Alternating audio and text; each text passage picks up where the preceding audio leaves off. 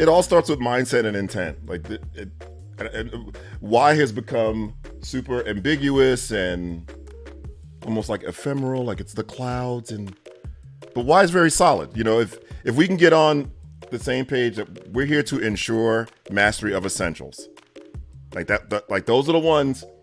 The reason we give retests and multiple opportunities is not to make them soft. It's because we've deemed this target so important that we have to ensure they get it. So if it takes multiple times to get it, that otherwise, why would we call it essential?